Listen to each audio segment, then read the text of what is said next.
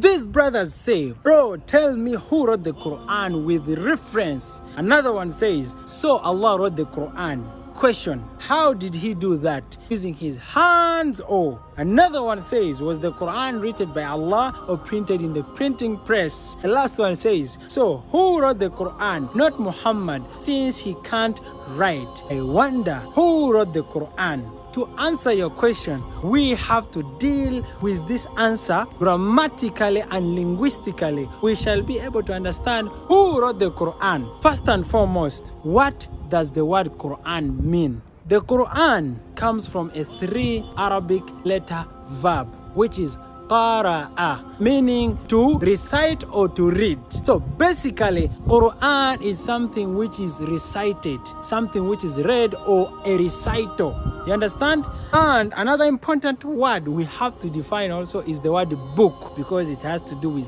writing. The word book in Arabic is called kitab, coming also from a 3-letter verb, kataba, meaning to document something or to write something. So kitab is something which is written. Let's look at these verses. Allah says in the Quran, Innahu la Qur'anun Karim. Indeed, it is the noble Quran. Fi kitabin maknoon. In a well-preserved book. La yamassuhu illa mutahharun. Nobody touches it except the purified. Am I purified?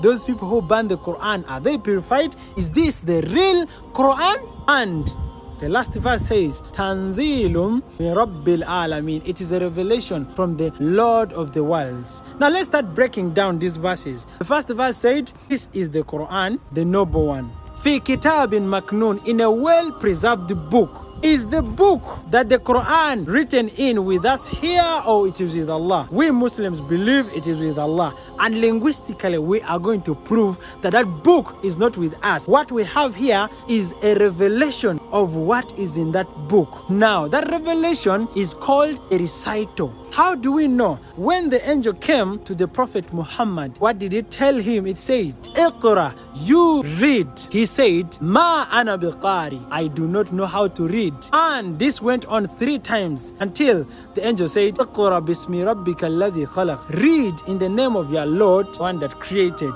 So, qara'a or iqra can mean to read or recite. But the Prophet didn't know how to read. So it means we are only left with one option. The angel was telling him to recite. So whatever he recited became the Quran. So basically the Quran is something which is recited. Now let's go to the second verse, which says, Fi kitabin maknoon. It is in a well-documented book. It is in a well-preserved book. Book in Arabic, coming from the verb kataba, means to write. Where is the writing happening? It is happening with Allah. That's why Allah said, Fi kitabin maknoon, la yamassuhu illa mutahharun. In a preserved book, nobody touches it except the purified. Those are the angels.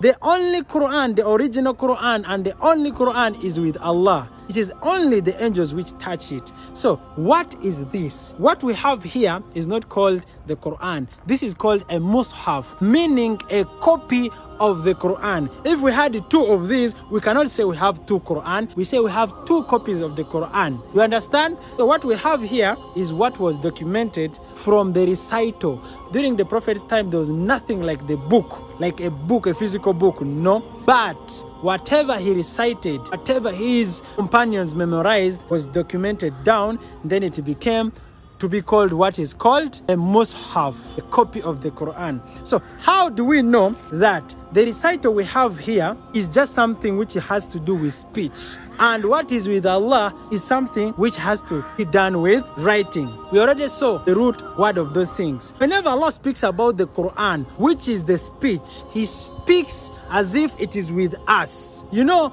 in English and Arabic, they are demonstrative pronouns to show something which is near and something which is far. If I say this book, it means the book is with me.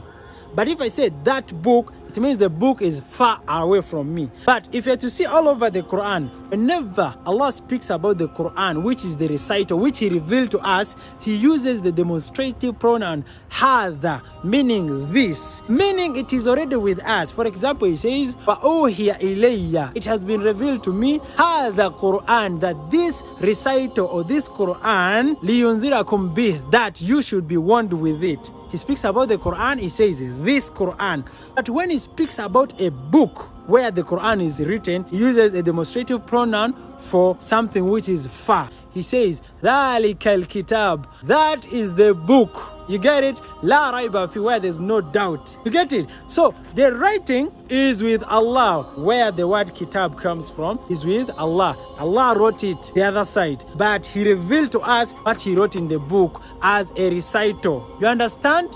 So what we have here is a recitation. That's why He says the Quran. But if it comes to the physical book, it is with Allah. He says ذَلِكَ الْكِتَابِ, it is with Allah and the angels there. You get it? This one is not called Quran. This one is called Mushaf, meaning a copy of the Quran. You get it? During the Prophet's time, this was not there. There was nothing like a book. What we had were parchments, manuscripts, which were later combined. Whenever they could say, let's recite the Quran, they could not look for books. They could recite it from their head, because something to be recited has to do with speech. So speech, you can't hold it unless I speak, you write it down. You get it?